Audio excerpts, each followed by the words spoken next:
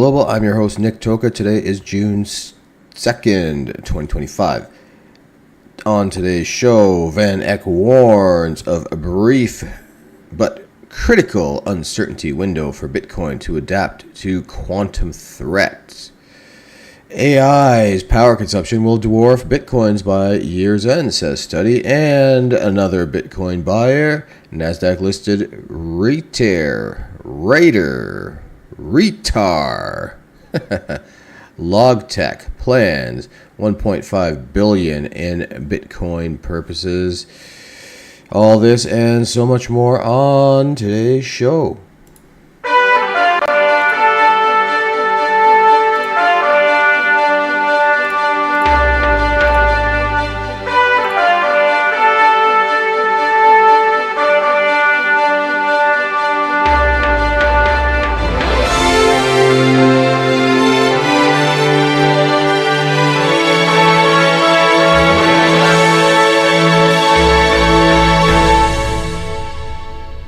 Welcome, folks, to CryptoNews Global. I'm your host, Nick Toka, and let's get right into some Bitcoin technical analysis before we get into what I would consider some awkward stories today.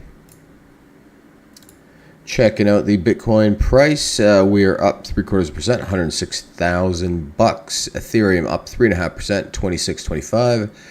Solana up 1%, $159. XRP up 1.5%, $221. Doge up 2% to just under 20 cents. Taking a look at the cryptos bubble website, we've got about 90% in the green. Maker up 10%, Whiff up 10%, Hype up 8%, Pepe up 6.5%, Sky up 10%. Zooming out to the weekly, we have this white rock, which is, ironically enough, down. One of the few that are down today, down 7%. For the week, they're way up. The big winner, 163% for the week. About 75%, maybe even more, close to 85% in the red for the week. And looking at the monthly, we see about a 60, maybe a 70-30 mix. Greens on top. White Rock up 230%. Hype up 75%. Pepe up 55%. Zcash up 51%. Checking out the total market cap, we have a Bitcoin sitting at $2.114 trillion, Ethereum 317 billion, XRP 130 billion, Solana 83 billion, Doge 29 billion, Tron 25 billion, Cardano 24 billion, Hype 12.5 billion. Above Sui, which is sitting at 11.5 billion, Chainlink 9 billion, AVAX 9 billion as well. Total market cap at $3.3 trillion, up a little bit from yesterday. It was at 3.25 yesterday. Bitcoin holds 64.2% of that. Ethereum 9.6%.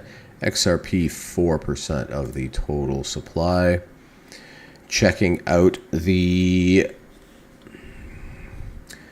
M2 global money supply, we see that the trend continues where both the M2 money supply and the Bitcoin really are following each other very, very closely. About 90 days behind is what Bitcoin is at. And let's take a look at something else here, because I know the total hash rate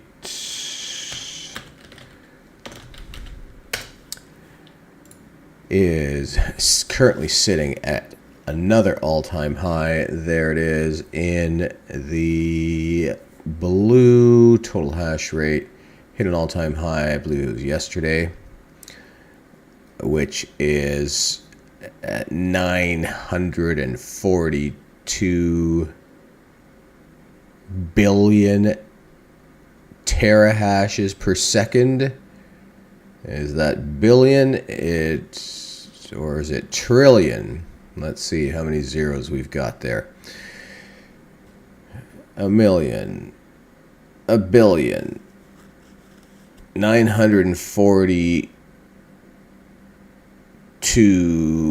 billion terahashes per second, getting really close to a trillion terahashes per second. So, Max Kaiser always says the price always follows the hash rate, and we see the hash rate way up. Also, the stronger the hash, the more secure the network is. So, we've got a story today talking about quantum computing, and I think people are just freaking out because I've done this math before, and we're still talking about there's some new news that came out. Every new piece of frickin' news that comes out, things always change. But according to my last calculation, it would still take 1,000 years to break the algorithm of the Bitcoin. So we'll get into this story a little deeper. I know last week some new news came out. Google said, our quantum computer is stronger than we thought. We can now break the code in 950 years or some shit like that, right? And everybody's freaking out. Crypto Fear and Greed Index currently sitting at a 58 in neutral. Yesterday was 57 in neutral. Last week a 68 in greed. There are 1,045 blocks until the next halving. Days until the next halving 2028, with 150,000 blocks until then. To go through total assets by market cap, we've got gold up a bit to 22.8 trillion bucks. Microsoft sitting at number 2, 3.4 billion. Trillion. Nvidia 3.3 trillion, Apple 3 trillion, Amazon 2.193 trillion, Bitcoin 2.112 trillion, Google 2.060 trillion. Again, those three very, very close together. Silver has jumped up to the number 8 position, 1.959 trillion bucks, up drastically today. Fuckbook number 9, 1.6, we'll call it 1.7 trillion bucks. Saudi Aramco sitting in the number 10 position at 1.6 trillion. You can currently get 940 satoshis for one fiat US dollar. The number keeps going down on that. And speaking of the fiat crap, the U.S. national debt currently sits at 36,929 billion, or 107,819 per U.S. citizen, which equals to 323,051 per U.S. taxpayer.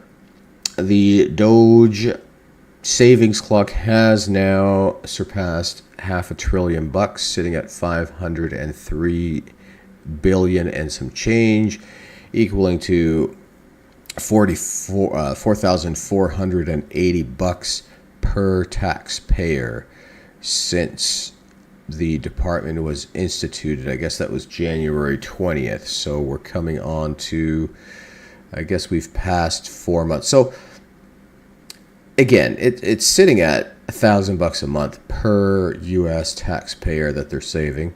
So congratulations to everybody. I'm hoping that at one point, what'll turn around this whole department and make everybody love them again, which they should have been from the beginning, is if they say, oh, we've saved $500 billion. We're now sending a check of $44.79 to each taxpayer. Imagine that, eh? Then you'd see some happy people. Then the Democrats would be probably rioting even more in the streets, saying, how can you do that? You saved all this money and now you're just going to spend it, right? I mean, they're just going to find whatever the next excuse is to turn things sideways, as untruthful as it may be.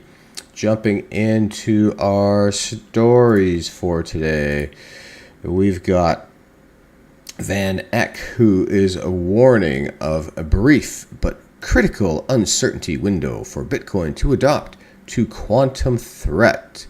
Matt Siegel said quantum computing also threats banks and tech platforms, but their centralization make adopting quicker. The largest risk for Bitcoin in the event of a quantum computing breakthrough is a potential adaptation window to become resistant. VanEck's head of digital asset research, Matt Siegel, wrote on June 2nd post on X. He says banks, tech platforms, and other blockchains face the same cryptographic weaknesses Bitcoin does in the extent of post-quantum computing.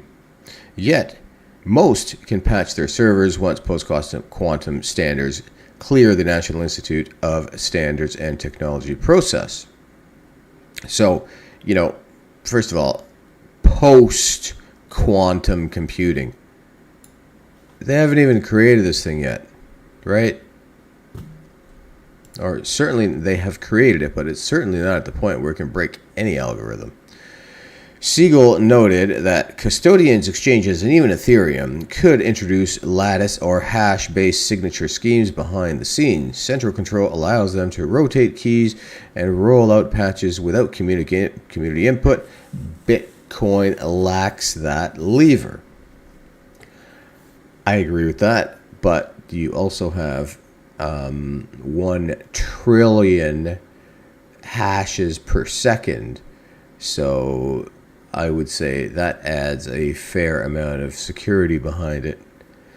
A window of uncertainty, window of uncertainty, right? I'm a computer guy. Who's this VanEck? We know who he is, another analyst, like a financial analyst. These guys probably don't even know what a frickin' terabyte is. Despite believing in the ability of a Bitcoin to adapt in the long run, Siegel highlighted that miners, node operators, and wallet providers must decide to run code deployed by core developers. That coordination historically spans years, as seen with SegWit and Taproot. Any upgrade would require careful coordination across the community, Siegel wrote, adding that some users already test post-quantum wallets, yet no broad agreement exists. Because full-scale quantum hardware may arrive with little warning, Siegel identifies the primary hazard as the period between the first credible demonstration and Bitcoin's network-wide migration to a new signature scheme. He warned, even a single high-profile theft could cause market volatility and trigger a scramble to upgrade. The analyst added that VanEck has begun studying quantum computing equities in one of its internal funds, and the firm's European arm launched a quantum technologies ETF last week, which tracks hardware and software vendors. So there it is, right there. They're profiting off it, right? And of course, they're going to, FUD the strength of Bitcoin. Now, trigger a scramble to upgrade. Fair enough, right? Isn't every company in the world scrambling to upgrade, right? Isn't it every 6 months or so, Microsoft screws up, or cybersecurity software blows up their updates, or, I listen to cybersecurity news every single day, and every single day the largest companies in the world are being attacked. I'm talking the largest, right? And things that are supposed to be the most secure, right? Every single day there's another one that comes out. And I guess just like people when they're buying the Bitcoin, the company, the governments, they keep it on the low. But if you listen to Cybersecurity Today, or anything that's local to you, you'll see every single day there's another vulnerability that gets exposed. It's the same culprits every time. It's North Korea, it's Russia, it's China, sometimes it's Pakistan, sometimes it's the States. Who else is the big culprit out there? You do see some India out there as well, but it's generally the nation state that have the money backing. And North Korea, this is what they do, and Russia, this is what they do. There's nation state money behind all these hacks. So whereas you think it's like some dude in his basement with a hood on trying to hack, no, it's a full-on, huge-scale government, state-funded hack that these guys are doing. So, if you keep your things secure and tight, you never have an issue. But I've seen firsthand, if you have your network open up to the world, literally, the second you open it up to the world, there are attacks coming in terms of dictionary attacks, trying to get through to crack your password immediately. And it goes, like one every 5-10 seconds. There's not some dude waiting and checking every single, is there a open port that I can see? No, it's all computers that are doing this. They're constantly scanning for open ports, and once they see one, they start banging on that firewall to try to get to this open port and try to, of course, the simplest thing, and stupid network administrators and bad administrators, they just have open passwords, right? They've got the default passwords, which is, admin. Everybody knows that. So this is effectively what happens. They go after the easy targets. And the easy targets are these default passwords. The easy targets are printers. You don't have to get into the computer. If you get into the printer, you can get into the network. If you get into the camera, you can get into the network. If you can get into antiquated devices, stereo equipment, Wi-Fi is generally pretty tight, but sometimes if it's not secured with a decent password, they can get in through these means. And this is what they're looking for. They're looking for the easy in. There's no way they're going to crack a 64 character password, right? It would take them 10,000 years to do this, and with today's technology, so it ain't happening. They're not going to waste their resources to do this, right? They're there for the easy targets. Bitcoin is not an easy target. But Siegel continues. Siegel wrote that Musk may reference Bitcoin improvement proposal 151 and 234, which encrypt peer-to-peer traffic but do not alter signature math. He said the remark shows Bitcoin's present model still rates as strong until quantum machines cross the threshold, right? So, let's go with, I'm just going to open ChatGPT. Grok is actually my favorite AI, but let's go with ChatGPT. Also, guys, when using ChatGPT, make sure you go into the settings and turn off. There's a little setting that says, you might have to dig deep in there, that says, I want to help other people with their search. So basically then it takes anything you ever searched and it brings it up to their server. You don't want that, right? So with current technology, how long would it take for the Google quantum computer to hack a Bitcoin algorithm? Right? It should have an answer for us. As of 2025, let's just go a little bigger here. All right, I'm sure this is going to say like hundreds, if not 1,000 years. As of 2025, Google's quantum computers and all other existing quantum systems are not yet powerful enough to hack Bitcoin algorithm. Here's a breakdown of the situation based on current technology and projected requirements. What does hacking Bitcoin mean? Usually people refer to one of two things: breaking Bitcoin's elliptic curve digital signature algorithm. This would allow an attacker to steal coins from the wallet with known public keys from reused addresses. Breaking the SHA-256 hash used in mining. This is what I'm more concerned with. This would enable faster mining, potentially destabilizing the network. Breaking the elliptic curve digital signature algorithm. This is the more concerning route. Okay. And it's theoretically vulnerable to Shor algorithm on a large enough quantum computer. How powerful would a quantum computer need to be? Estimated requirement, approximately 1,500 to 10,000 logical qubits with a quantum error correction. This means millions of physical qubits. Current state, Google, IBM, etc. Google Sycamore in 2029. 53 noisy qubits, no error correction. Okay.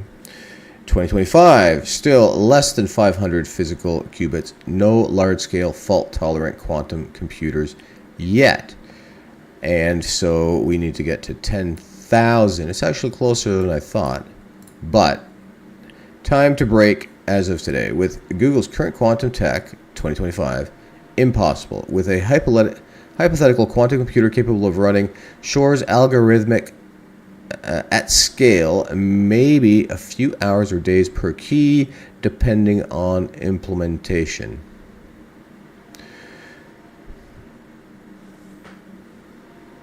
With a hypothetical quantum computer capable of running Shor's algorithm at scale. So this is hypothetical. Current quantum tech, impossible. Breaking SHA 2020 256 encryption used in mining. Quantum computers can run Grover's algorithm to search faster, reducing the complexity from 2 over 256 to 2 over 128, so 128 and 256 bit encryption. This is a problem. 128 operation is still astronomically large, much harder than anything current or near future quantum computers can achieve. No near-term quantum threat to SHA-256 in Bitcoin mining. Right? So in both situations, the ECDSA and the SHA-256 ain't happening. Right? Timeline for a real threat. Most experts in quantum cryptography and the NSA estimate no meaningful risk to Bitcoin before the 2030s. Potential risk sometime in the 2030s to 2040s if quantum computing advances significantly. Bitcoin developers are actively planning quantum-resistant upgrades using post-quantum cryptography. Okay, so there you have it. So, it's all based on bullshit, right? FOMO. And we see in this story from this guy, he's basically in the industry. He just launched Quantum Technologies ETF last week, which tracks hardware and software vendors. Like, no wonder he's talking about it, right? So let's go over back to the summary they've got here in... So, break ECDSA with Shor.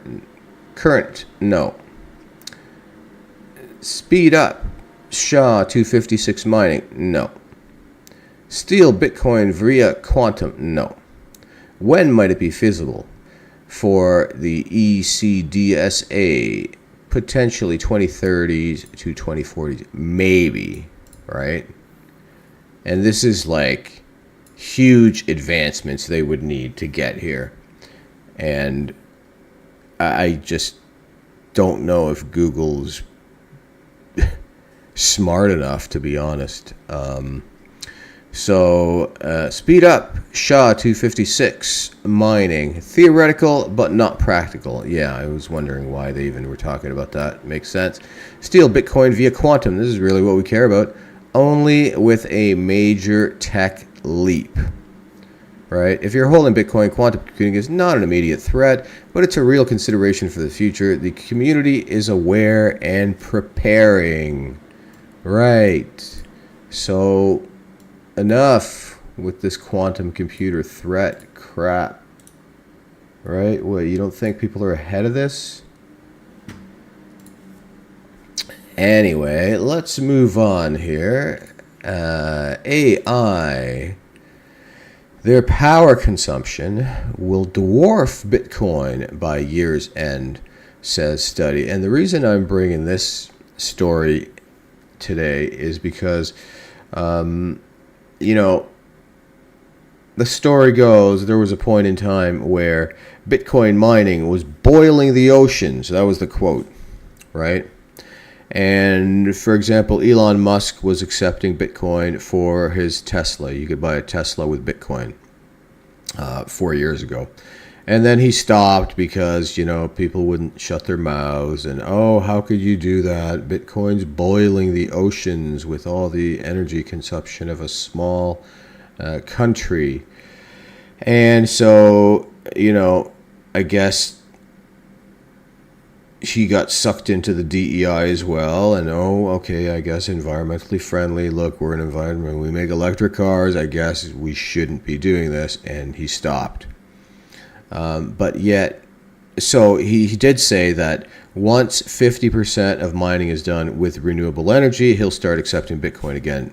And now it is over 50% of mining is done with renewable energy. And let's go back to how much of Bitcoin mining is currently done with renewable energy. I think it's 60%.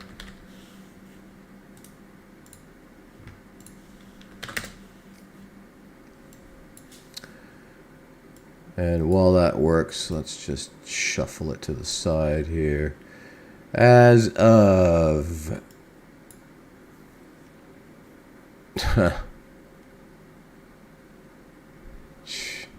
grow some teeth, man. As of early 2025, approximately 52 to 55% of Bitcoin mining operations are powered by renewable energy sources. This marks a significant increase from around 20% in 2011, reflecting the industry's shift toward cleaner energy solutions. The renewable energy mix in Bitcoin mining includes wind, solar, hydroelectric, and geothermal power. For instance, wind and solar energy accounted for approximately 11% and 6% of the total energy consumption in 2024, respectively. Looking ahead, projections suggest that renewable energy could power over 70% of Bitcoin mining operations by 2030, driven by economic incentives in evolving energy trends and climate policies. This transition only reduces the carbon footprint of Bitcoin mining, but also contributes not only reduces that carbon footprint, but also contributes to the development and stabilization of renewable energy infrastructure, especially in regions with abundant but underutilized clean energy sources. So there's our answer, 55%. I was close. So Elon said that when he gets over 50% of the Bitcoin is being mined with renewable energy, he was going to allow Bitcoin to, you could buy a Tesla with Bitcoin again. He hasn't reinstated that. But here we go. AI's power is going to way over, it's going to dwarf Bitcoin's energy consumption by year's end. So before we get into the article, what I find interesting here is that Bitcoin, something that is going to save the world, right? In terms of where and how money is distributed globally. And sadly, the big players have come in and they're taking all the Bitcoin away. They literally are. Like, it's supposed to be for the poor people, and instead BlackRock's coming in and They're just making it the next US dollar effectively, or the next gold, right? So they're trying to buy as much as possible. So if you can get your hands on any kind of Bitcoin, even small amounts, do it before it's all gone. But so AI, fine, it's going to help a lot of things, but we all know there's going to be a time, and it's going to be, the experts put it at 5 years, where AI is going to look to completely take over humanity. So, this is why they have guardrails, right? It's not so you can say, give me, say the word fuck in 15 languages, right? It's so that people can't use this AI for malicious purposes, right? You could imagine anybody could ask anything, and it'll look up it through its dictionaries, and it'll come out, whether it's ChatGPT, whether it's Gemini, whether it's Grok, Llama. These are, Copilot. If I'm going to rank AIs, by the way, I'm going Grok, ChatGPT, Gemini, which is Google's, then Llama, then Copilot, which is Microsoft's, Microshit. Then I'm going to go Llama, which is Meta, Facebook.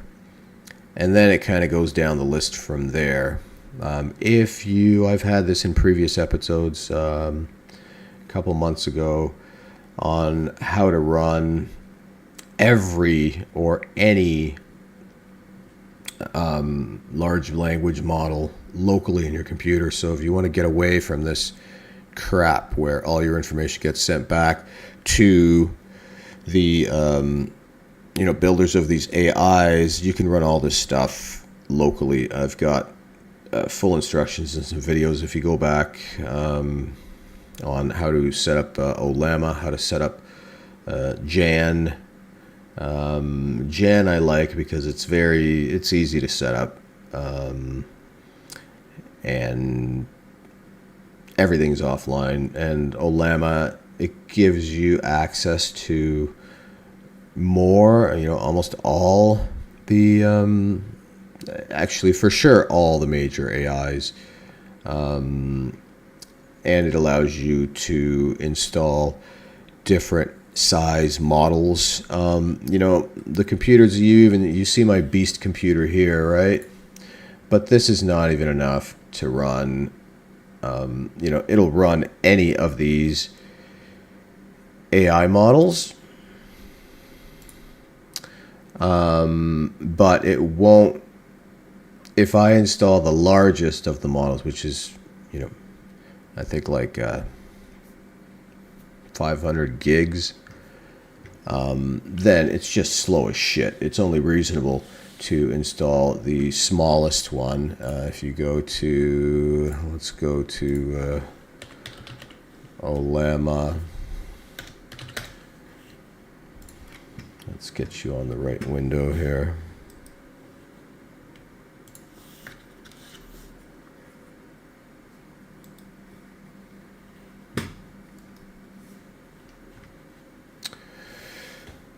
So models, we're still not on the right window. There we go.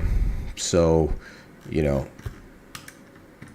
there's lots, right? And I'm scrolling at super high speed here. Whatever you want, they're all here. This Chinese DeepSeek is shit. I've tested it, but this is what I was talking about. For your regular home computer to actually run these things effectively, you're going to just install this small one, 1.5. It's in gigs. If we go into here, we get the details, right? 5.2 gigs, 6 gigs. But if you really want the full model, with its highest intelligence, you've got to run this 400 gig, and if you type in one question, it takes frickin' forever, right? Like literally, like half an hour to come back with an answer. If you put in, the smallest or even up to the 8 gig, let's say, it's usable. So if you go this 8B, it's usable. It's not as fast as what you're accustomed to with, ChatGPT or Grok, because when you put a question into those, it goes out to their server, and of course they're running, this goes back to our story, they're running massive data centers, consuming all kinds of power that are running your query, right? Whereas if you're running this stuff locally using either Ollama or using Jan, you are very limited. If you're trying to run their biggest model, 500 gigs DeepSeek, 27 gigs, 235 Quen, Vestral, 24 gigs, Llama, 70 gigs. When you're running these things, it is slow. 400 state-of-the-art Llama from Meta, blah, blah, blah, 400 gigs, right? It runs well at this 8 gig portion. But if you want to run the full one, any query you have, it takes a very, very long time to come back. Now, do I recommend using offline local AI? Absolutely. Are you going to get the performance that you expect, that you're accustomed to with Grok or with ChatGPT or the online ones? No. Are you going to get the image creation that you desire and you're used to? No. It's very good for different types of things. There's one in here that I used that was really good at languages. Mixdrill Star Coder. You see, literally everything's in here. The language, what was it called?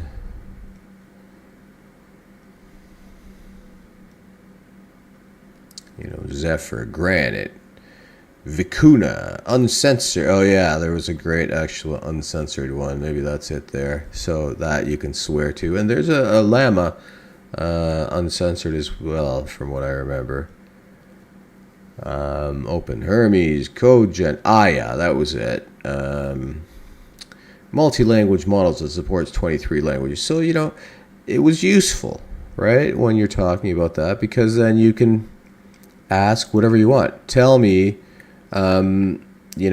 this phrase in 22 languages, and it comes back. But I've tested it against, ChatGPT, and it also knows all these languages. So the advantage you get is your information does not leave your computer. That's the biggest advantage of going with one of these offline. So you see how fast I was scrolling before, but when you go through it, slowly here, we're not even halfway through the list, and this thing just keeps going and going and going and going and going. All right, Dolphin, Orca, Falcon. So they all effectively, not all, they'll post their full model on this site. So with little installation, and as I mentioned, I've got the instructions on how to do it in one of my previous shows. This one's it's not that challenging. I've got everything you need. It's not that bad. Jan is super easy. Jan.ai, Jan.ai. That's the website. You download it, and it's ready to go. There's nothing required. It's just like a regular program that you're accustomed to. So Jan looks like this, and you'll see that. Oh, and of course there's update waiting. Yeah, I'm gonna go later on that. But you see here, I've got like, you know, this is all, I guess I was using, looks like I asked, say this in Greek, and you know, it came back with a million different things in Greek. But this is Jan, so in here, super easy. Again, jan.ai, I haven't used in a while, but one of these here brings up all of its installable models, and you can also use, so it's got tons in here as well, and it's easy, just click download and it gets it, right? It also, you can use look, Maestro, you can use ChatGPT in here too, Google, DeepSeek, Anthropic, Llama, Gemini. I'm pretty sure Grok and ChatGPT are somewhere in here as well. I think it might be in a different section where you can just add an API in here. So if you've got like a ChatGPT API, you can add it in, and it will do, it'll still be using ChatGPT's server, but you can do everything right within this Jan GUI, and it's not bad. I like it compared to Ollama. Ollama, to really get things working well, you've got to install a couple things, prerequisites, including Docker, including some programming stuff. It's super easy, but all it's really doing, this Ollama, is using, if you don't want to download anything, you can just run it straight into PowerShell. That's it. It works right with PowerShell. All you need is Ollama, and it works in PowerShell. But, you know, and PowerShell is basically like a DOS style thing, right? So, you know, I am pretty sure I removed it.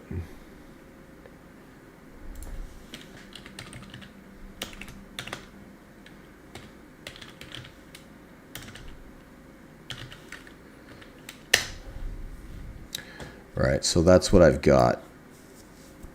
So I kind of forget the commands, but in here you can search whatever you want, and you can ask questions with any of these models. You basically choose GitHub, Discord, Thinking, It's super easy. Once you have the command, you basically type, let's see if it's stuck in, no.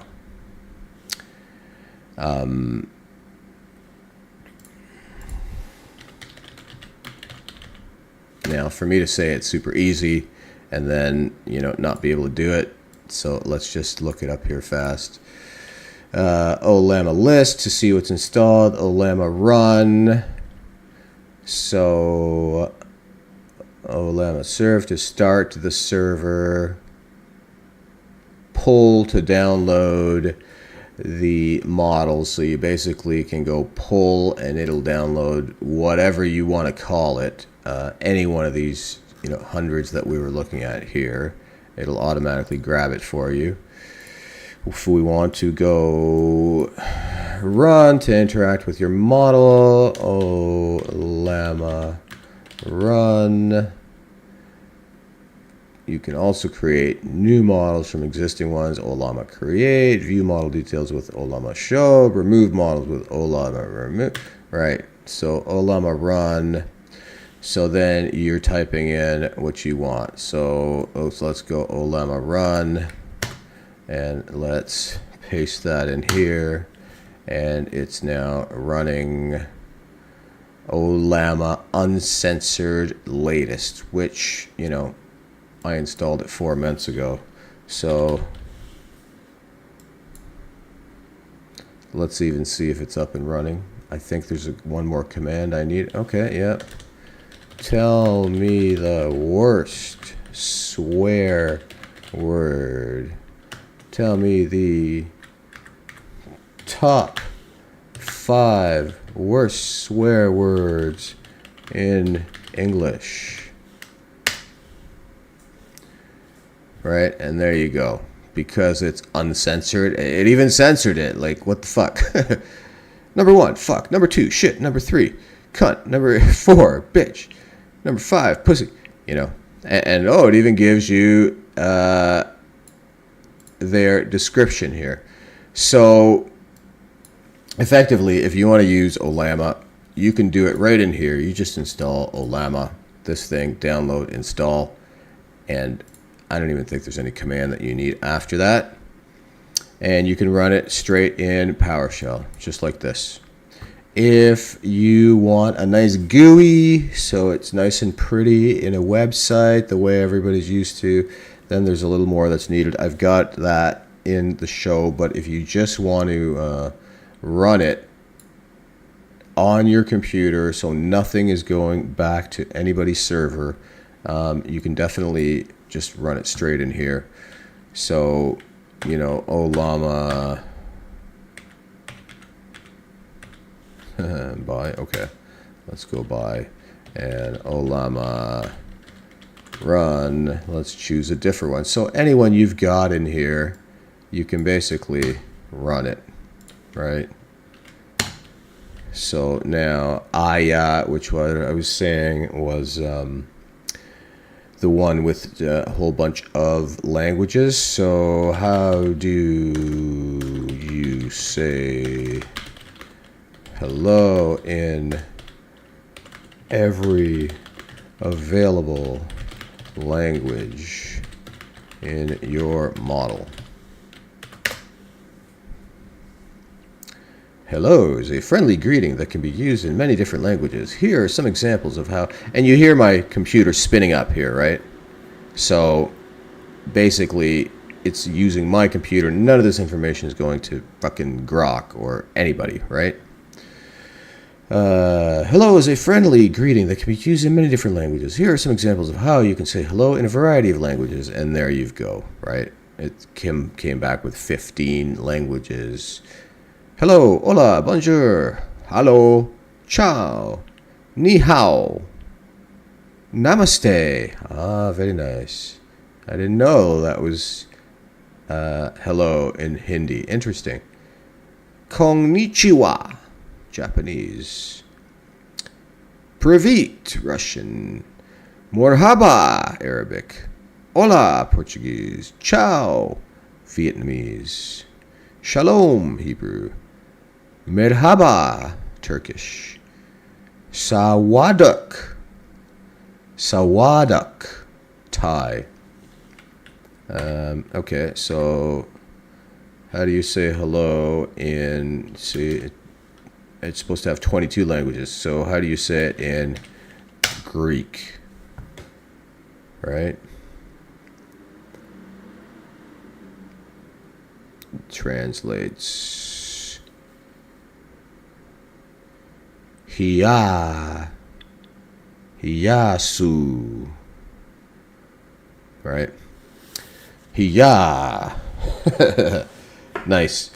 So again, getting back to the AI conversation, if you want to run this thing locally so nobody ever gets your information, you can do so very easily. Ollama.com, download for Windows, Mac, Linux, whatever you've got, and then you can just run it right through a command prompt. Commands are easy enough to search. Look, I just put Ollama commands, and this is pretty much everything you're going to need, right? After that, you can just do your searches, and it'll run, you know, right in this PowerShell style. Like, it has to be PowerShell. It can't be like CMD command prompt. Additionally, if you want to use Jan, as I showed you, to get that nice GUI, you can just use jan.ai, download that full thing, and use it from there. And it's just jan.ai, .ai, and there it is, Jan, download for Windows. I don't know what else they've got. Yeah, they've got Linux and Mac as well. And as I showed you, you get the nice GUI, and then you can install whatever you want in terms of which model, or you install many of them, right? Just like the Ollama thing, you can install as many as you want.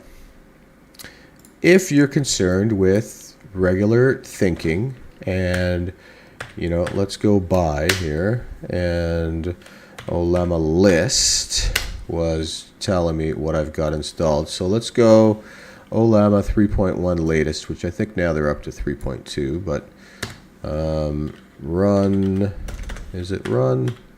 Olema run. And I already copied it. Let's paste it in here. And let's ask it something kind of intelligent, right? Now, what I've found when testing all these AIs is DeepSeek was shit. Like, I haven't... When you go with Grok or when you go with a ChatGPT and you type anything in there, tell me what happened an hour ago in this country or in this city, fucking comes up, man. Like, you can try Googling this thing and you won't find shit. You'll find 20 different stories about some crap that you don't care about. But those two come back with the precise story. When you go down the line, like DeepSeek, it was coming back, Grok and ChatGPT were coming back from a story that was, an hour ago. And then DeepSeek came back with a story from, it was like in 2016. It's like, what?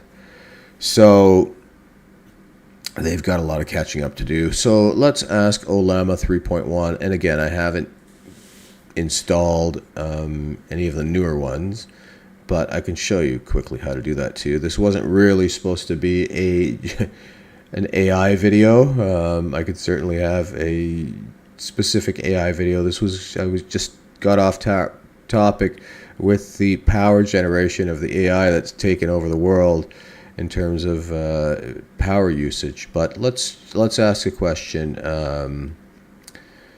We know it can do math well. So let's ask it what we asked before. How long will it take to hack?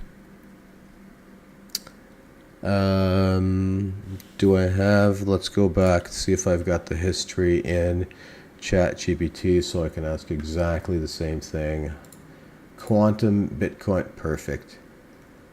I'm just going to copy and paste it with current technology. There, copy.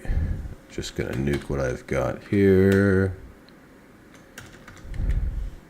And paste. And if that doesn't work, we can just go paste. All right. Estimating the time it takes for Google Quantum Computer for any other quantum computer to hack a Bitcoin algorithm is challenging due to several factors. So clearly, you know what? Look, it's coming back with very similar answers, right? 2030 to 2040 with huge advances. Not bad, right? And it was super fast, and it's 100% on my computer. So it's usable, right? Create me a table with the prices of Bitcoin every year from 2012 to 2025. Let's see what it can do. Yeah, I mean, there it is, right? It is, albeit a rudimentary, non-GUI, not a pretty style, but if you're looking for information, here it is, right? There's no denying that what I just typed in, here's the answer for it. So if you want offline AI, it's a good solution. And again, if you want the GUI for it, I've got instructions in one of my videos in the past. You could also just Google it, how to install I forget what it was called, but you've got to install, I think, Docker, and you Olama GUI, and you get all these stupid things here. Web UI, that was it, right? So you basically go to this website, open Web UI, 5 steps to install. I'm sure you just follow. See, here it is. This is what I was saying. You install it. Olama Web UI right here. You run this command. So I believe you also need to install Docker. But you go through these instructions. Easy as 1, 2, 3. I guess 1, 2, 3, 4, 5. And then you end up with this GUI style, just like what you're seeing on the screen here. It looks then just like that Jan.ai that I was showing you. You've got the GUI. Effectively, all it's doing is, and then you can install right from there too. But again, you can also install it right from this. So all this is doing, this nice GUI thing here, is exactly, and no, this is not. This is basically saying you do not pay, folks. Don't pay shit for any of this stuff. Okay, this is just advertising down here. Best GPU server plans for what? They're selling you a server plan? No. This is for your computer. Even if you got a laptop, you can run some of these things without paying. This is all for free. This is free. The Jan.ai is free. The Olama is free, and it will allow you to run AI on your computer without sending any information to any of these third parties, whether it's Grok, Twitter X, or ChatGPT, or Google, or Microsoft, or nothing. It's on your computer, it runs on your computer. So this GUI here, all it's really doing is exactly the same as what this is doing, except it's making it nice and pretty. It's the only difference. There's no difference whatsoever. You're getting the exact same info here, and it's probably lighter and faster, I'll be honest, right? There's none of this extra fluff that you're getting with this Web GUI thing, Web GUI. So a good solution. Let's get back to our story. Interesting that even with not even the newest model, and let's go back to and by the way, with this PowerShell, all you need to do is just push up arrow. You don't have to keep retyping the same thing over and over, and it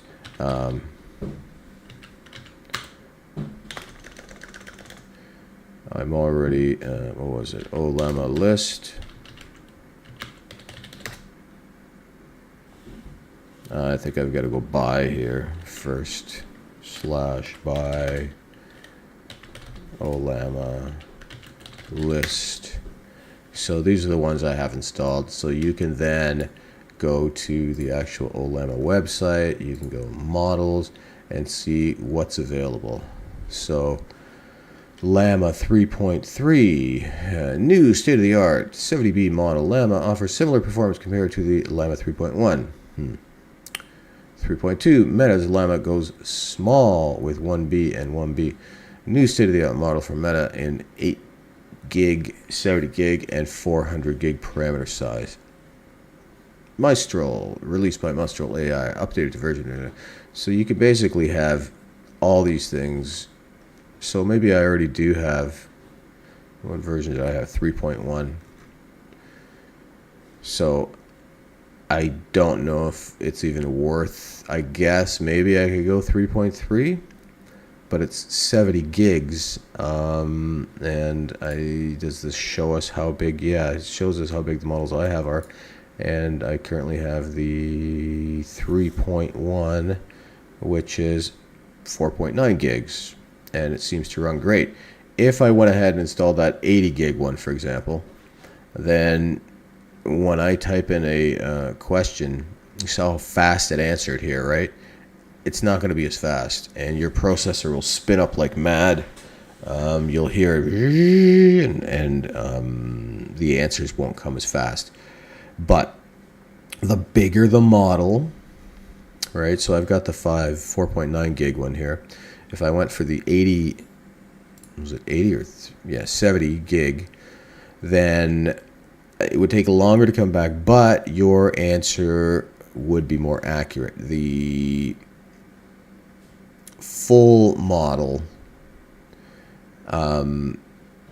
is then posted right to your computer. Oh, I'm seeing, look, Llama 4, Meta's latest collection of multi-modal modal models. Okay, so that one I think I'm actually going to try. So if you want to download it, 67 gigs. Okay, well, I'm going to really press my luck with doing the show and downloading a model all at the same time. 67 gigs is pretty chunky, but I got lots of space, folks. I got lots of space. I'm not even going to get into it.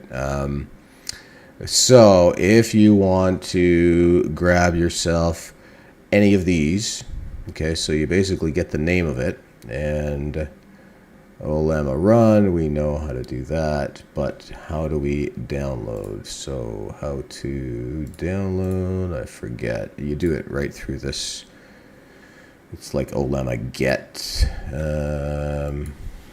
How to download a Llama model using PowerShell. Llama pull. Download, install from the official web. Start Llama, yeah. Open PowerShell, yeah. Use the following command. Model name. So that's what we need, is the exact model name from here. So it seems that this would be the model name, Llama 41617B. So I'm gonna copy. Oh, it even tells you here. Look, Llama 6, blah blah blah. So instead of Llama Run, we're gonna go Llama Pull here. So let's just paste, instead of Run, we're gonna go Pull. And pull model. The model you're attempting to pull requires a newer version of Llama. Please download. Okay. So we're already there. It's saying my version. You saw it was 4 months old. So let's go open a new tab so I can get it. I'm using Windows on this particular computer. So let's grab it. Let's install the newest Llama. And then we will go back to that command and run the exact same thing again. So this is a pretty quick install. Open when done. It's going to run in a minute.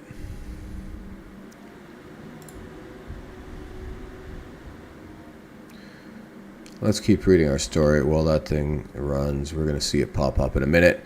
But AI's power consumption will dwarf Bitcoin. So here, it's already up. All you basically get, what you're used to, a regular GUI. Do you want to install it? Yes. Preparing. Applications using files that need to be updated. Is recommended you use it to automatically close applications. Yes. Okay, we'll let that finish. Just leave it over here so we can watch it. AI's power consumption will dwarf Bitcoin by year's end, says study. Research reveals that AI could consume nearly half of the data center electricity by end of 2025, making Bitcoin's environmental critics look the other way. Yeah, they're looking toward AI. Remember when Elon Musk made Bitcoin crash by tweeting that Tesla would stop accepting it due to environmental concerns, and everyone was worried about the environmental impact of proof-of-work mining. That was in 2021, and degens haven't forgotten. Yeah, you see? Yet today, Musk's AI XAI is building what might be the world's largest AI supercluster, with the governments rushing to create laws to boost AI innovation while hardly anyone is questioning the energy consumption. You see? Fucking cocksuckers, right? Like, you know, when it was Bitcoin, everybody's crying boo-hoo that it's wasting so much energy. Now, when it's AI, when they feel like it's going to allow them to super boost their company's productivity and fire 80% of the workers and instead replace their jobs with AI, then it's no problem, right? Then we'll waste all the electricity we need. A new excuse me, I got a cough here.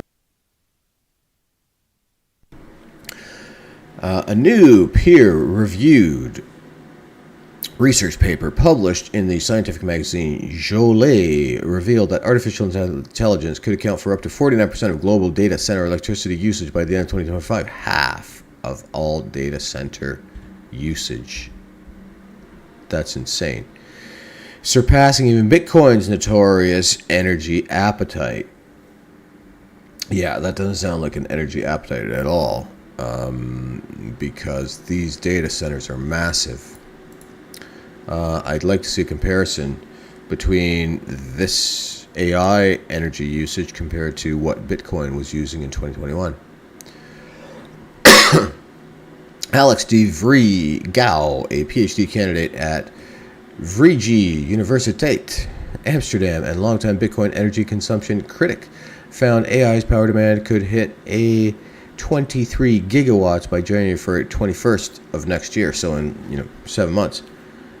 Equivalent to about 201 terawatt hours annually. Bitcoin currently consumes around 176 terawatts per year.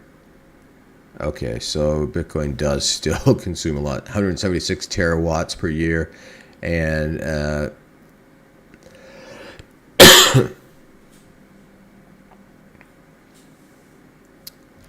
201 terawatts per year by AI.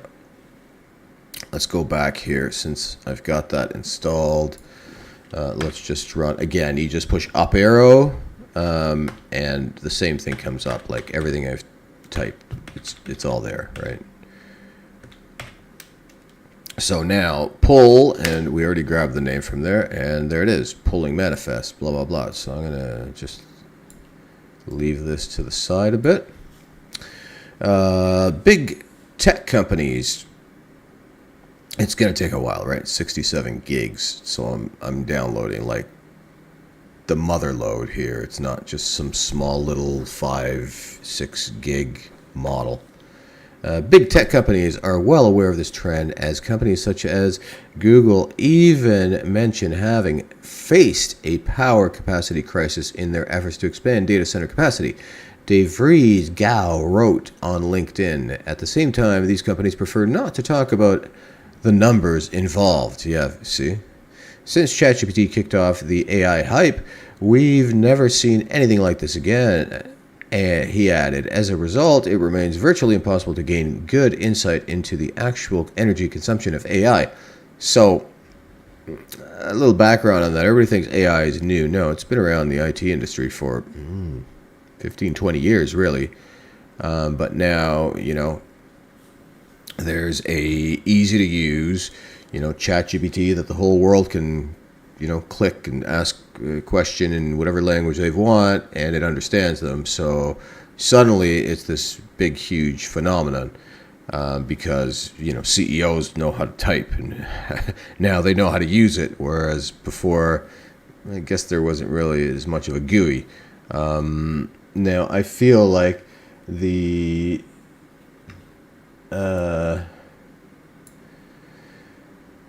Thanks for the question. Looks sick. Can't wait until all the big models put backdoors into their local models, which send telemetry back home to Uncle Sam. By Zerks. Thanks, Zerk. Yeah, I'm not surprised. Where's los.com? What up, G? Glad I caught you live. Thanks for showing up, folks. And yeah, feel free to add comments, add information, Anything helpful to add in here? Anyone, shout out to these guys. I'm happy that they're putting in some comments. So shout out Zerk, shout out where'sloss.com. And yeah, Zerks, it is pretty sick. Like, currently, the idea is you should be able to download one of these models just to go against what Zerk is saying here. I mean, to elaborate, not go against, because he brings up a fantastic question, right? The idea here would be you download the model, like I'm doing here, and I've only done, 5.5 gigs out of 67 here. You download the model, you unplug from the internet, and then test it, right? Because you should still then get the same performance because the entire model is on your computer. So technically, if you just wanted 100% privacy, you never wanted to be on the internet again on your computer, you could realistically download the thing, get the fuck off the web, unplug your Ethernet, disconnect your Wi-Fi, and you still should.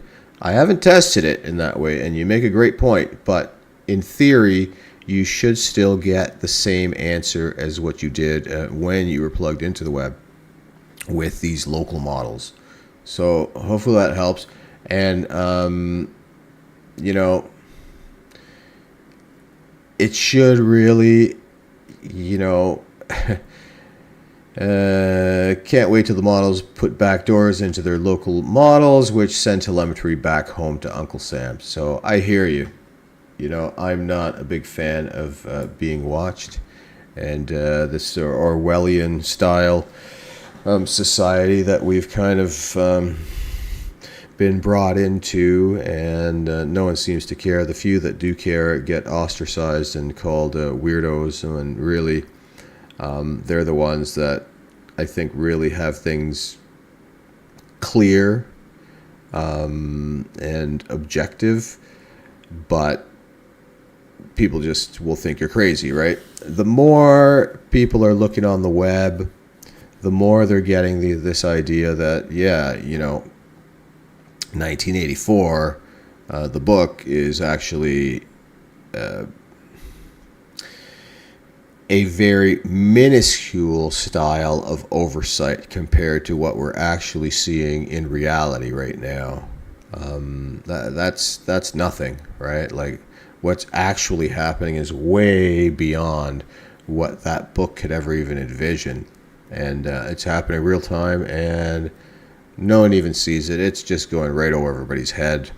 So I agree with you with Uncle Sam there, dude. They are watching, and they will continue to watch, and they'll watch more and more and more. And, look, speaking of watching, right? Think of the whole cryptocurrency. Why do you think they're embracing it so much, right? Think of the stable coins. Why are they embracing it so much? Because it can be tracked every step of the way, right? Every step. The thing that can't be tracked is the fucking, the dollar, right? Or your local paper currency. This is the least tracked thing. So they're excited to be going toward this. That's why they want the CBDC. That's why everybody hates the CBDC. But on a fundamental level, any of these things can be tracked. Even Bitcoin, right? So, keep it chilled, keep it humble. Nobody likes that aspect of things. But as of next year, a lot of the countries, even on cold storage, if you send, I forget what the bill is, but even in cold storage, when you sell, they will be able to track it. And it's going to get to a point where if you sell and it's untracked, no one will want to accept that. So you'll never get your money for selling with, I forget what it's called. I saw a great video, but ultimately, this is where it's coming to. And of course, it's the usuals that are going with it. The European Union, Australia, Canada, U.S., blah blah blah. The same players that want to oversee everything. They want to be, George Orwell. And I don't know if you guys saw what happened in France yesterday. The whole frickin' country is going to shit. So this is where we're at. And in the newspapers, instead of the French media saying, riots in the streets, 100,000 people, and this many dead and this many jailed, and fireworks in the sky. This was the headline: fireworks in the sky with victory from blah blah blah, whatever soccer team, football team won. So everything's being hushed, right? And thank goodness for the internet. Now, with the internet,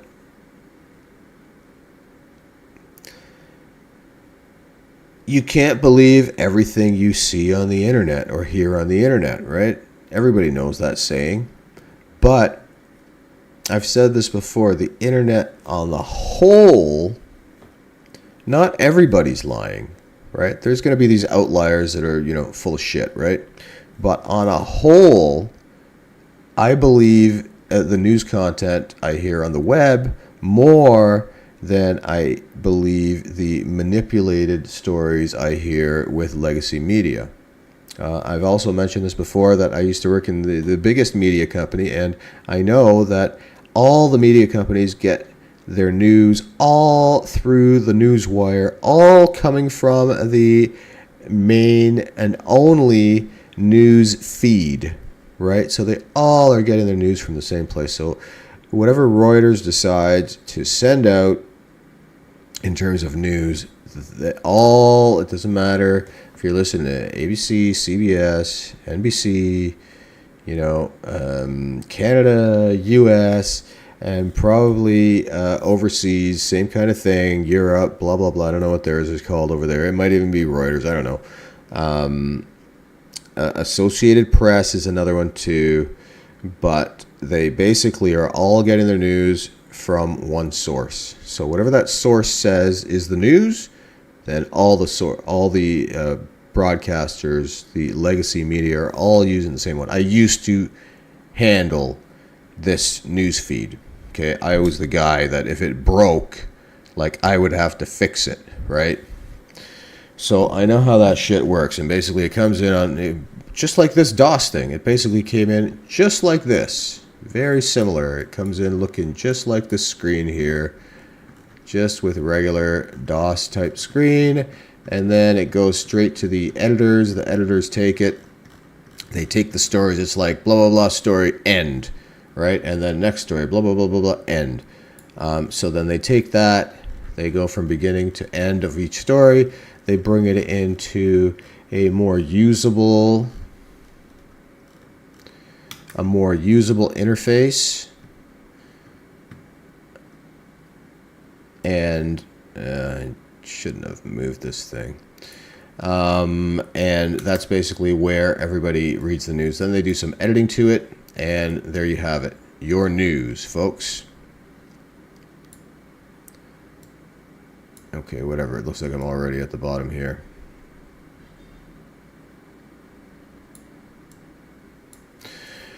All right, getting back to the story. It's only 25% done because it's this massive 70 gig model. A few more. Where'slos.com says, yeah, journalism in 2010 kind of exposed how all that is. You're 100% right. Yeah, guy. Nothing is sacred anymore, and it's all coming from one source, sadly. When it comes to your local stories, right? I'm talking about the headlines, okay? When the news starts at 6 or 11, it's all the same news. Right off the hop, breaking, blah, blah, blah, blah, blah, blah, right? These are all the same news stories. There's definitely, after that, right, there's your local sports. There's your local stories, dog rescues owner, fireman saves cat from tree, whatever the stories are. These are legit stories. Like, each reporter is responsible for going out and doing 1 to 3 stories. Generally, it's just 1 or 2 per day. So they'll have, 6, 8 reporters that'll go out. They've got a driver who's their cameraman, and they've got the reporter. They go on site to whatever story it is that they want to do for the day. They bring out the camera. They interview whoever they're going to interview, and they do their story. They bring it back. They give it to the editors. The editors change it. They edit the video, and then it's ready for the 6 o'clock news, right? So that stuff's legit. When there's these, small reporters, it's not the reporter that's full of shit.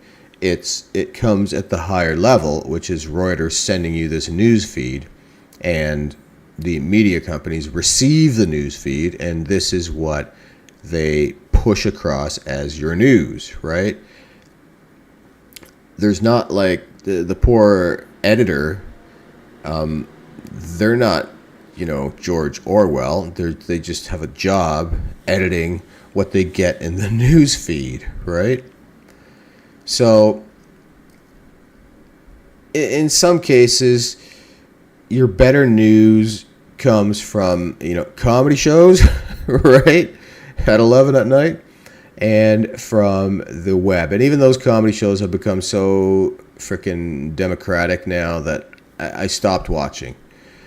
So, you're almost better to watch stuff off the web. Try and siphon through what feels to be the truth. If there's 6 stories, 5 of them have a consensus as to what the story is, and 1 is this outlier, well, you can very easily see that the 5 of them are probably pretty accurate, right? Okay, you can tell this one, the 6th one, has a different point of view. Well, yeah, maybe I won't listen to this as much, but these other 5 are bang on. So this is the real story.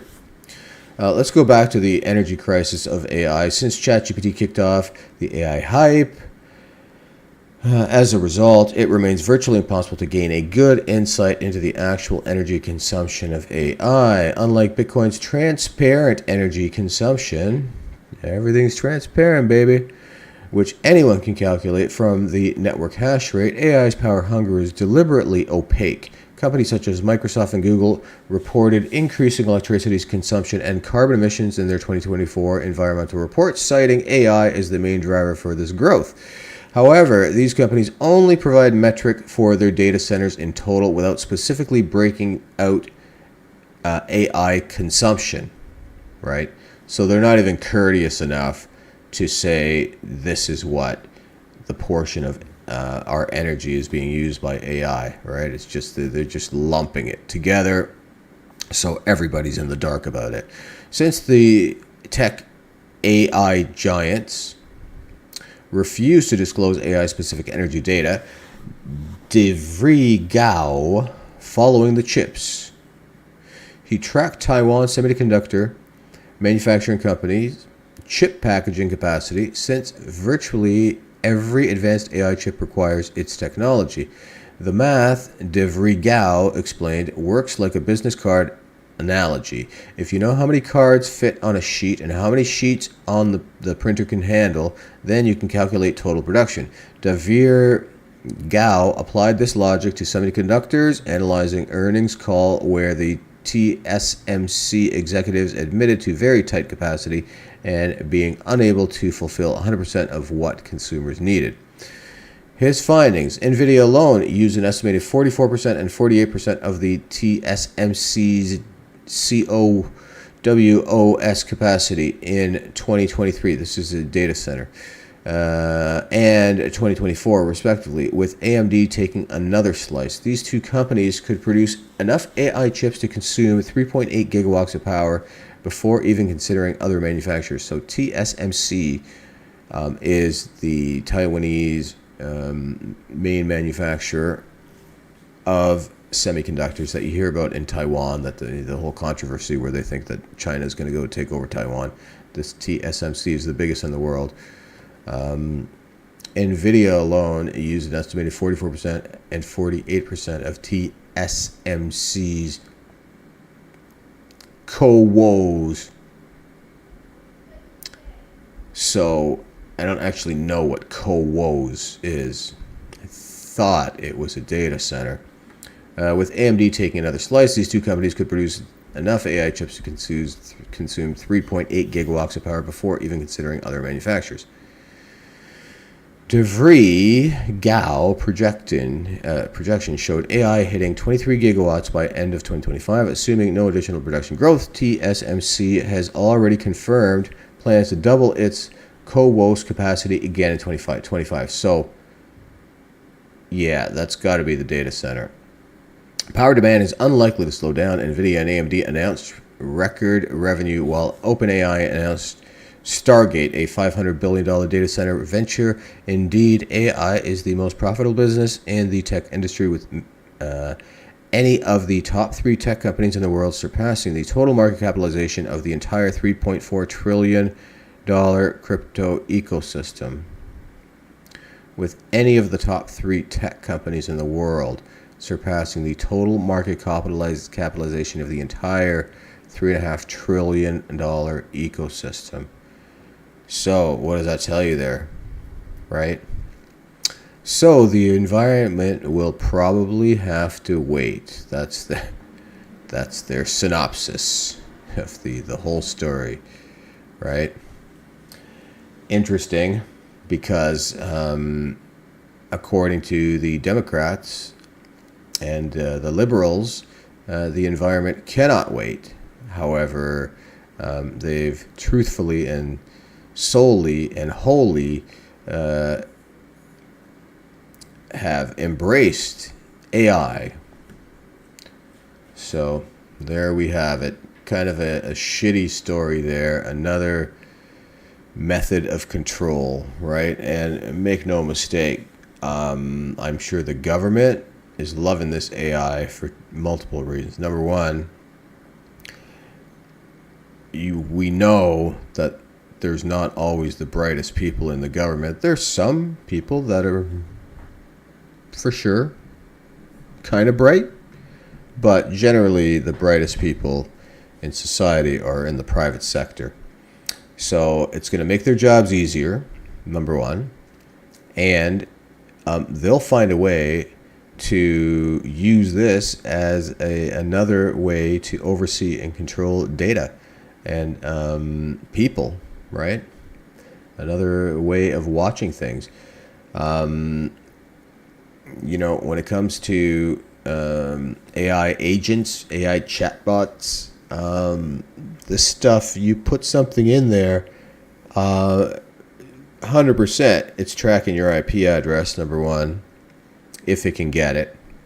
And it's definitely tracking whatever you ask it. So everything's tracked now. There used to certainly be the day where you would just say something and that's it, you said it.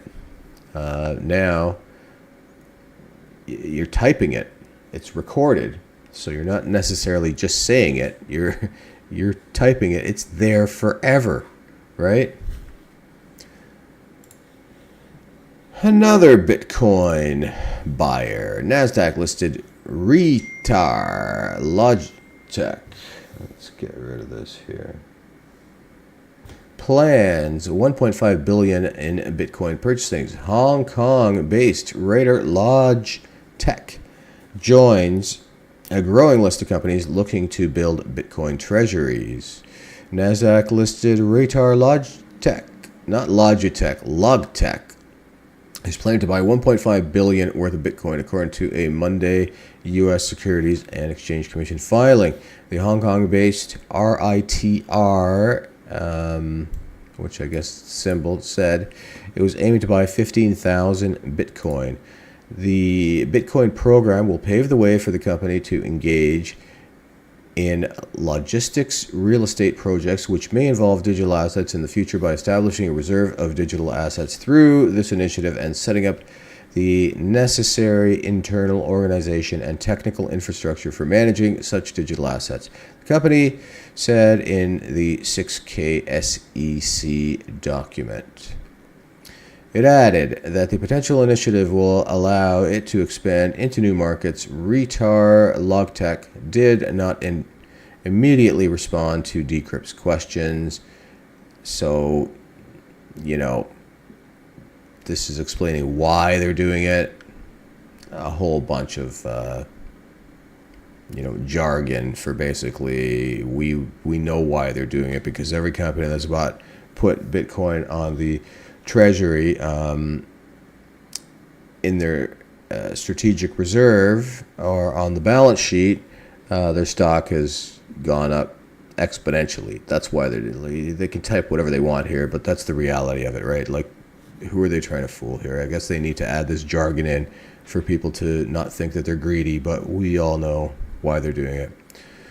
Reitar Logtech, which offers a range of services for logistics operators and logistic property investors, joins a growing list of companies aiming to provide shareholders with exposure to Bitcoin. They have been following the path of Strategy, formerly MicroStrategy, which pivoted from a software development company in 2020 to become the world's largest corporate holder of Bitcoin.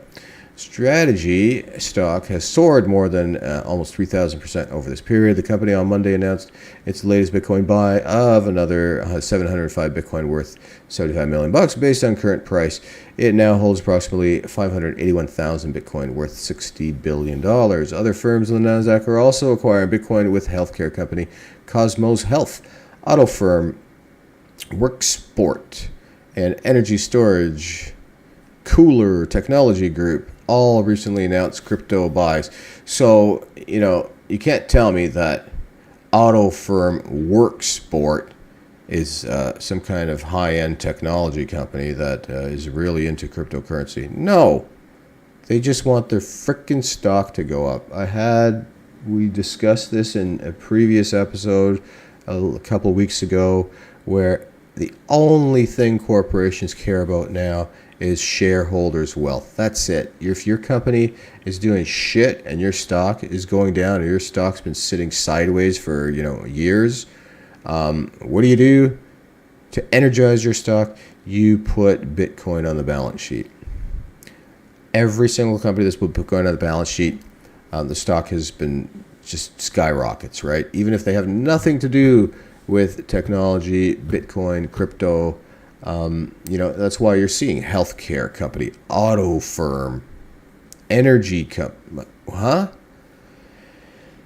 And in April, crypto and financial services giant Tether, Bitfinex, Cantor Fitzgerald, and SoftBank Group announced that they would create 21, a publicly traded Bitcoin treasury company with plans to acquire 42,000 Bitcoin, or about $4.5 billion.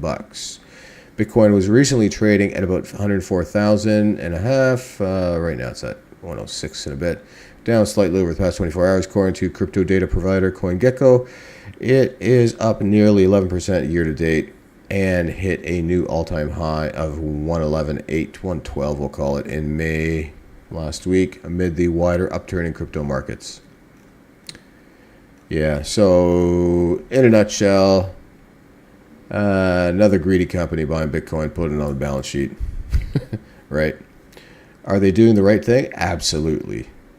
Should they be putting their money, their excess cash, in bonds? No. Should they be putting it in the US dollar? No. So, are they doing the right thing? 100%. They're putting it somewhere where they know over the long run it's going to increase in value. I think also when the shareholders see this, the shareholders, they don't only own Reitar Logtech, right? I'm sure they own MicroStrategy, they own Microsoft, they own Apple, and they probably in recent years also own some Bitcoin. So they know what's down when these companies are starting to put their money into actual Bitcoin. It looks like, sadly, this is taking a lot longer than I thought. But, 70 gigs is 70 gigs. It's only at 54%. So I don't think we're going to get to the point where I can say that this is going to complete so we can test it. Now, again, this is the full model, and as Zerks mentioned, we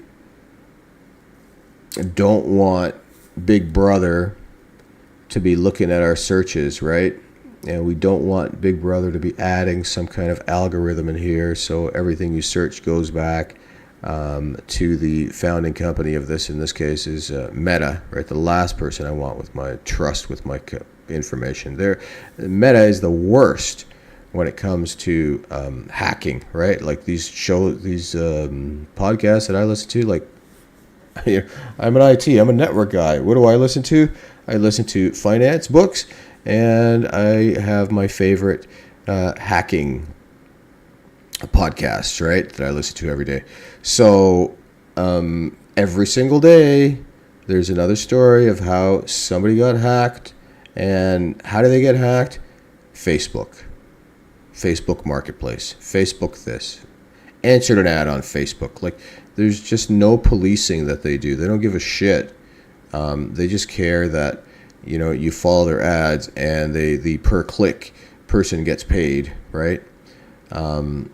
So there's no accountability either. You can, I don't think there's anyone you can actually speak to live. It's all this chat box crap. And you think you're talking to a human, you're actually talking to an AI. And then maybe you get through to a human, but you don't actually talk to anybody on the phone. And so no one really gives a shit about you anymore in terms of customer service. This whole customer service thing has gone by the wayside, and it used to be that was the number one thing that built a company. That's what people remember, right? You go into a shop, maybe 10 shops have pretty much the same type of clothes, but you remember the service you got from one, really nice person who helped you out for whatever, article or whatever you're trying to get. And this would bring you back to the store, right? Now everything's digital, everything's online. You're not even talking to humans. They're trying to phase out people as much as they can to save money and increase shareholders' wealth, right? It's all about frickin' shareholders' wealth now. What are you going to do? Hopefully you guys enjoyed the stories today. If you did, please do go ahead and subscribe if you haven't subscribed to my channel yet. I try to do this every day, give or take here and there. Life gets in the way sometimes, but I definitely enjoy going out and finding the best stories of the day and of the week all around the world in the crypto sphere, so you don't have to, right? And bring you guys the great news as much as possible. Folks, what's also important is this is number one, primary. It is a financial literacy show, right? Great. I want everybody to do well in Bitcoin, but I want everybody to gain some kind of financial literacy. This is not something they teach in school, sadly. And even people who took economics in school, I don't know how much financial literacy they actually teach. But it's something that I know El Salvador is actually teaching it starting in grade 7 now. So congratulations to them. This is how it should be for everybody. Here, what they teach you is to buy one piece of crap, plastic piece of garbage, and then 3 years later replace it with another piece of fancier plastic piece of garbage. That's what they teach you here. They teach you to be a consumer, and what they should be teaching you is to be a producer. And they ain't doing that. And there's, corporations are there to take your money. Banks don't give a shit about you. They just want your interest, right? And that really, the century we have grown up with, and in the 2020s here, that's all what it's about. They'll take your house and home. And thanks, guys. I see whereislost.com crushing it tonight. Thank you. Thank you for joining. Actually, this has been great. Thanks for all the feedback, guys. So, again, it's all about financial literacy more than anything. If you're able to, please go through the show notes. I have, and I always leave it there, I've got great books that I recommend that you guys should read to give yourself a good understanding of financial literacy. Literally, if you read these books, you are well on your way to becoming wealthy. Even if you think you know everything, I don't know everything. Look, I'm an idiot, right? That's the way I look at it. We here are not these savvy, freaking big-time investors. We need the dumb-it-down approach. We need the sure thing. And this is, this is why I always talk about buy low, buy high. Buy on the cycle with Bitcoin. Wait for the cycle low, right? Buy it when the price is freaking, when everybody else is saying, oh, it's going, that's it, it's dead. That's when you're buying the shit, right? When you dollar cost average, another very basic means of investing, you're doing a great thing for yourself. You're doing a great thing for your family. You're doing a great thing for your future, for your kids, your grandkids. And you get out of this hole, of this debt-ridden cycle, rat race that, quite honestly, the banks want you to be in for your whole life. So remember, money is abundant, guys. Money is everywhere. It's time that's scarce. So spend your time wisely. Hopefully you go through and read these free books that I've got. They're all free audiobooks I've got written in the show notes. I would love it if you guys gave me some feedback and said, yes, I read this book and this has actually changed my outlook on, where I spend my money, how I save my money. You know how great that would make me feel? So, just the basics, right? Spend less money than what you earn. If you suddenly start making more money, start saving more money, and start saving when you're young, ideally 18 or 20, and you can retire when you're 40 or 45 in your prime, right? And not have to wait till you're 65 or 70, or people aren't even retiring now. There's people 80 years old working, right? How are you going to enjoy the things you love if you're 80 years old and you can barely walk? Well, if you're 40 or 45, now we're talking. Then you're really going to do what you want for you, right? Travel. You want toys, maybe. You want whatever it is that makes you happy. If you've got a great idea, start with that great idea today. Even if you're not ready, start right away and things will come together for you over time. Again, hopefully you did find this enjoyable. Please do go through and subscribe and, like and comment also on the videos. It goes a long way in growing the channel. Here we see that I haven't necessarily gone through to completion. Still 71%. I'll go through and do some testing on this. If it's slow, I'm going to end up removing it. I only am installing this because I want to see how fast it is. I know it's going to be a better model in terms of intelligence because it's 70 gigs instead of 5 gigs. But I really want to see how fast this thing is. So we'll go through and test this tomorrow on the next episode. But for now, I thank you all for joining, and I will see you on the next stream, folks. Have a good night.